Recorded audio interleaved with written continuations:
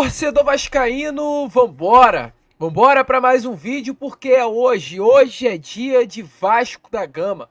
Hoje é dia de Vasco e Atlético Goianiense pelas oitavas final da Copa do Brasil.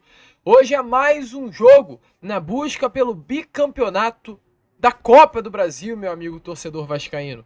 É jogo importante, é jogo decisivo, é jogo no Caldeirão. Caldeirão que estará lotado e, é claro, aqui neste Acorda Vascão, a gente vai falar com vocês sobre essa partida, vai trazer informações importantes aí sobre esse jogo tão importante para a temporada de 2024 do Vasco da Gama. Além dessas, é claro, muitas outras novidades, falar sobre Felipe Coutinho e o que esperar desse atleta que estará desfalcando o Vasco da Gama pelos próximos, pelo menos, 15 dias e deve voltar apenas no Clássico dos Milhões contra a equipe do Flamengo. Falar também sobre Rafael Paiva, que bambeia no cargo. Esse jogo de hoje será decisivo para o futuro do treinador. Além dessas, muitas outras informações aqui e agora para vocês neste Acorda Vascão, que já chega, claro, bastante movimentado, bastante agitado, com muitas notícias logo nesta manhã de terça-feira. Terça de Vasco. Terça de Copa do Brasil. Show, Vascão! Porém, é claro, antes de começar o vídeo, antes de deixar todos vocês muito bem informados aqui sobre o nosso Cruz Maltino, como sempre faço no canal, quero dar as boas-vindas a todos que estão chegando aqui pela primeira vez. Para quem ainda não me conhece, muito prazer, eu sou o Lucas e você está no canal do Gigante Vasco, o canal do torcedor vascaíno. E é claro, né, Vascão, você que está aí do outro lado ainda não é um inscrito do nosso canal, vem agora mesmo aqui embaixo, onde tem essa palavrinha, inscreva-se, aperte nela e já faça parte da nossa família. Nós contamos muito com a presença e o apoio de todos vocês. Contamos muito mesmo. Estamos aí na meta, no objetivo, chegar à marca dos 136 mil inscritos, 137, perdão, mil inscritos aqui no canal e conto muito com o apoio e a presença de todos vocês aqui embaixo. Se inscrevendo, deixando o seu like, também ajuda demais o nosso trabalho e a divulgação deste Acorda Vascão. Show de bola, Vascão! Vambora então, né? Sem muita enrolação, fala logo sobre o nosso Cruz Maltino. Quero começar aqui primeiramente com vocês este Acorda Vascão, falando sobre esse jogo tão importante de hoje.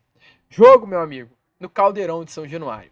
9h45, às 21h45, Vasco da Gama enfrentará a equipe do Atlético Goianiense. Hoje, lanterna do Campeonato Brasileiro, uma equipe que enfrenta hoje o Vasco São Januário, muito pressionada, porque no último sábado tomou uma goleada pelo placar de 4-1 dentro de casa, em Goiânia, no estádio Antônio Ascioli, para a equipe do Botafogo, atual líder do Campeonato Brasileiro, e logo após a goleada, o técnico Wagner Mancini foi demitido. Ou seja, o Atlético Goianiense enfrentará o Vasco hoje em São Januário com um novo técnico, o Humberto Luzer. Sábado, Wagner Mancini foi demitido, foi-se conversada essa demissão.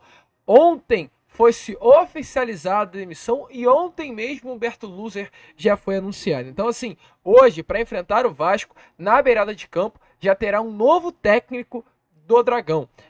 Clima conturbado. A gente trouxe a vocês no Fala Gigante de ontem falas do presidente do Atlético Goianiense, Adson Batista, falando que nunca viu um elenco tão frágil emocionalmente durante toda essa história recente do Atlético Goianiense, como este atual grupo, criticou o grupo do Atlético Goianiense, disse que os atletas não honram a camisa do clube goiano. Então, assim, o clima pro lado de lá tá muito ruim.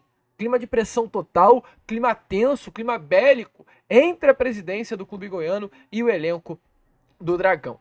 E é claro, o Vasco, o clima também é assim, mas um pouquinho melhor. O Vasco não está na zona, está na 11ª colocação, precisa de uma simples vitória dentro de casa para conseguir a classificação. O Vasco tem hoje São Januário a seu favor, ingressos esgotados, casa cheia, expectativa de uma linda festa na Colina Histórica. E o Vasco contará também nesse jogo um retrospecto, muito positivo.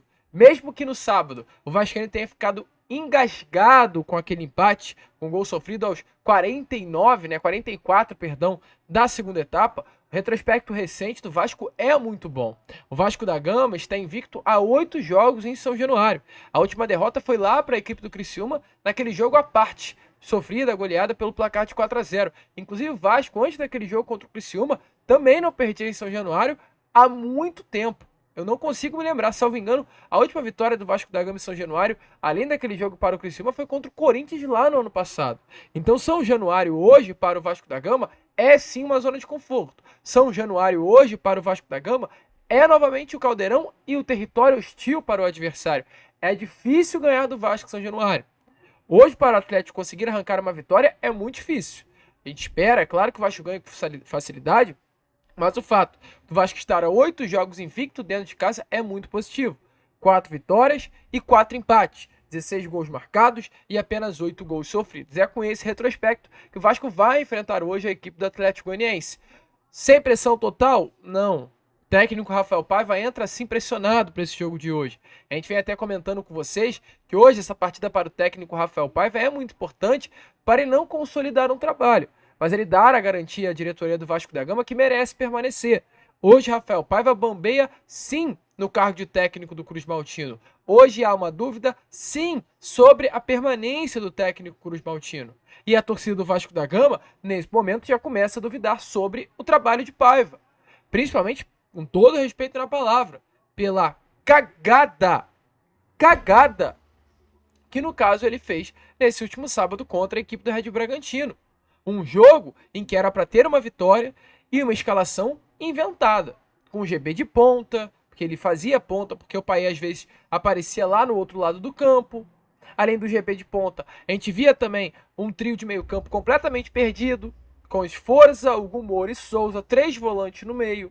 Então o Vasco nesse último sábado, ele se empata com o Red Bull Bragantino por conta principalmente de um primeiro tempo que não jogou. Por conta da escalação de Rafael Paiva. E até foi feito um questionamento sobre o trabalho do Paiva, sobre o fato de poupar no sábado. O Vasco poupa o Piton, o Vasco poupa, no caso, o Verrete, o Vasco poupa o Coutinho, que ele entra apenas na segunda etapa, poupa o David. E assim, o questionamento é realmente, por que poupar num jogo contra o Bragantino em casa? Talvez não seria melhor, ter poupado contra o Grêmio em Chapecó? São questões a serem levantadas. Porque a obrigação do Vasco é ganhar em casa, meu amigo. Não é ganhar fora. Então, se a obrigação é ganhar em casa, poupe em um jogo longe do Rio de Janeiro. Poupe contra o Grêmio. Essa é a questão. Então o Paiva ele poupa, o Vasco perde por conta de ter poupado o elenco, e essas críticas são feitas ao Paiva. Mas ontem é até importante e interessante a gente falar. O Paiva hoje é um técnico pressionado, sim, pela torcida do Vasco. O Paiva hoje é sim um técnico que a partir de sábado, e é claro, das atuações ruins que o Vasco fez contra Grêmio, contra o Atlético Mineiro, contra o Atlético Goianiense no meio da semana passada, a torcida do Vasco começa a se questionar sobre o trabalho do treinador.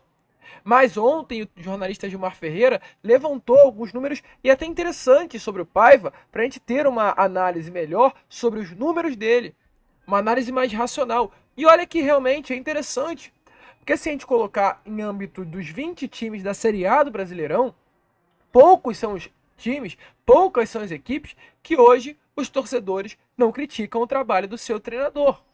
E dentre as equipes a gente vê o Botafogo, que é o líder do Brasileirão. A gente vê o Vojvoda, que é inquestionável no Fortaleza. A gente vê o Mano Menezes, que recuperou o Fluminense. E vê o Tencate, do Criciúma, que realmente está fazendo um trabalho excelente no Criciúma.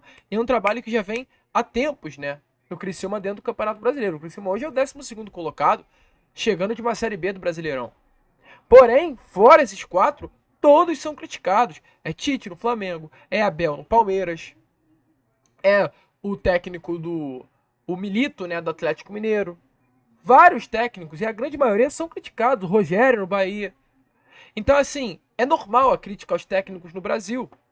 E falando em números agora, olhando para os últimos 10 jogos do Vasco da Gama no Brasileiro, o Paiva venceu 5, empatou 2, perdeu 3.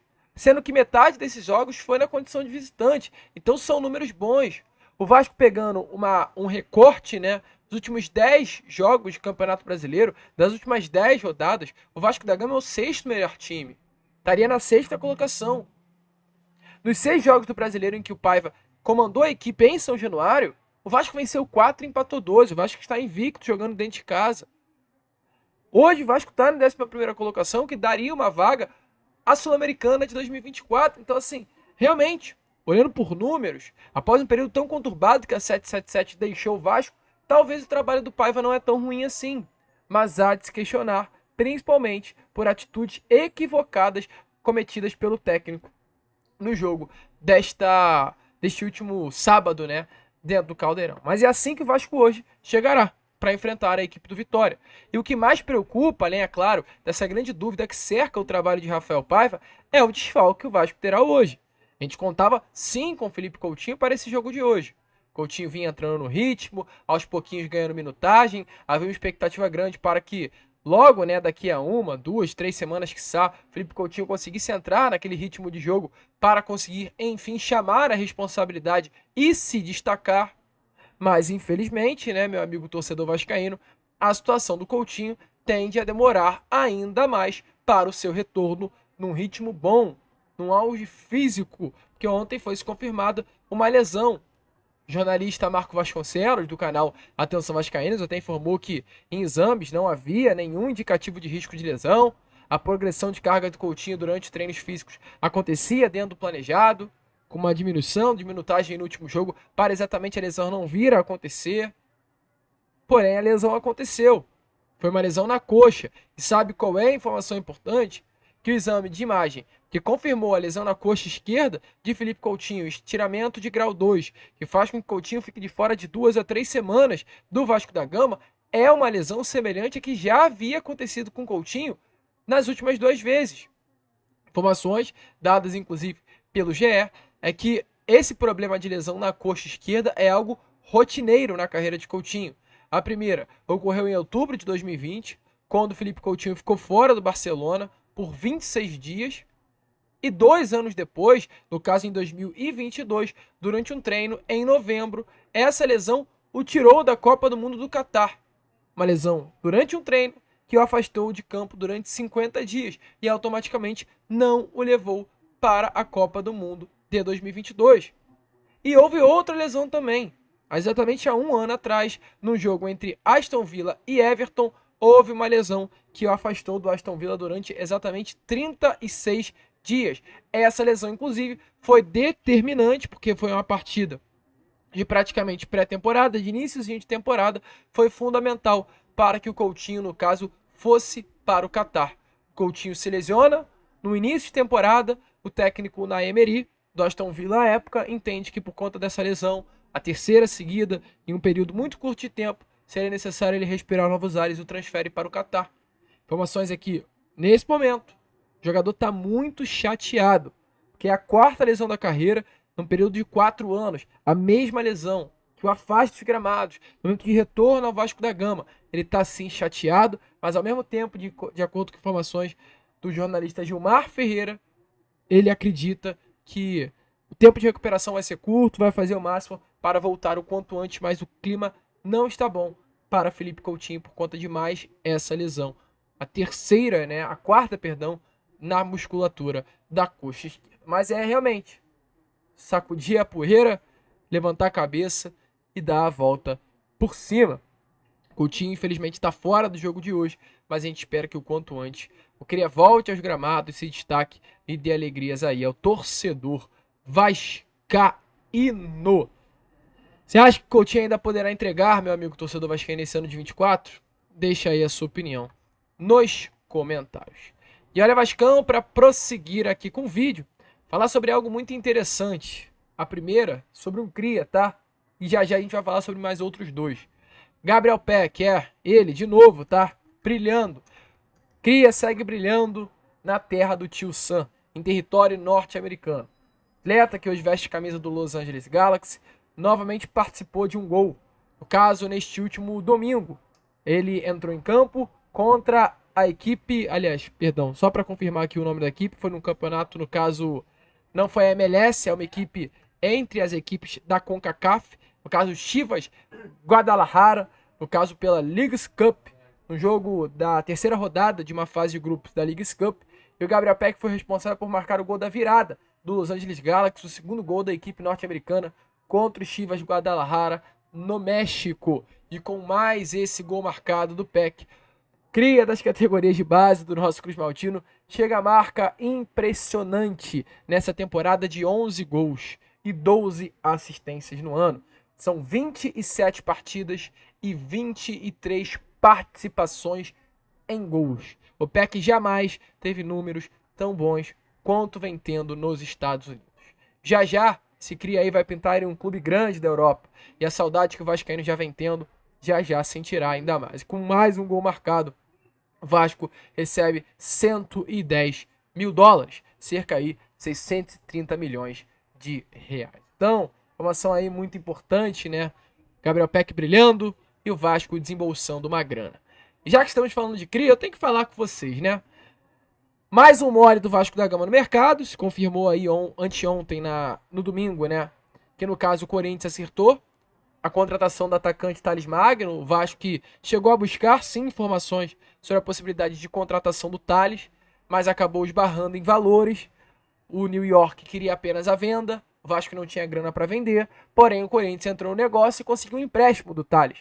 Jogador de 22 anos de idade, chegará nesse meio do ano, empréstimo válido por 1 ano até o meio do ano que vem, com a opção de compra, nem a obrigação, a opção de compra no valor de 78 milhões de reais. Caso no meio do ano que vem o Corinthians não opte pela compra do jogador, terá que pagar apenas o valor de 8 milhões de reais e terá o Thales, e teve, né, pelo período, de 1 ano de empréstimo. Então assim, é um empréstimo com 8 milhões de reais válidos, uma compensação financeira curta de 8 milhões só para ter o Thales durante esse período de 1 ano. Caso lá no meio do ano que vem queira comprar o Thales, o Corinthians terá que pagar os 78 milhões de reais. Assim, cara, é um baita de jogador. Baita de jogador, uma pena. Um jogador como esse não fechar com o Vasco da Gama. Uma pena mesmo. Jogador muito bom, um jogador diferente, um atleta que, cara, poderia ajudar muito o Vasco, a gente que carece de um ponta esquerda. E eu tenho certeza que o Thales vai brilhar aqui no futebol brasileiro, esse é o grande problema. E se o Corinthians levou o Thales, tem mais um jogador que o Corinthians está também querendo levar. O Henrique. Henrique, lateral esquerdo que esteve no Lyon. Lateral, inclusive, que vinha brilhando, tá? Com a camisa do Lyon, vinha muito bem. Teve seu contrato encerrado. Jogador de 30 anos de idade, cria aqui da base do Vasco da Gama, que tem aí mais de 50 jogos com a camisa do clube francês. Está perto de chegar ao Corinthians. Informações aqui nesse momento. Corinthians tem negociações avançadas pelo Henrique Milagres, jogador aí que atuou com a camisa do Vasco durante 8 anos, sendo a temporada de 2020 a principal, onde ele atuou exatamente durante 46 partidas. Um período importante aí no futebol europeu, que é claro, trouxe experiência ao Henrique, um jogador que aqui no Vasco da Gama era muito conhecido pelo seu lado defensivo forte, realmente tinha essa qualidade defensiva, jogador bom, gosto muito, sempre gostei muito do Henrique, mas que pegou uma das piores fases do Vasco da Gama dentro de campo, automaticamente era muito difícil de ele mostrar alguma coisa, e a expectativa aí é que ele se transfira para o Corinthians. Então, enquanto o Vasco levou o João Vitor, o Watson e o Piton, 3 crias da base do Corinthians, é o Corinthians levando 2 crias da base do Vasco. Thales Magno e levando também, no caso, o Henrique, além de já ter levado o Matheus Vital, né? Então, essa troca aí de base entre clubes está acontecendo. Você acha que o Vasco errou ao não ter trazido Thales Magno? Você acha que o Vasco também errou ao não ter colocado aqui no Vasco da Gama, ou pelo menos ter tentado trazer o Henrique? Deixa aí a sua opinião nos comentários. Gente, vai ficando por aqui. Esse foi o nosso Acorda Vascão. Apenas o primeiro vídeo desta, no caso, terça-feira. E como a gente sempre fala aqui no canal, vamos que vamos, se inscrevam e saudações vascaínas.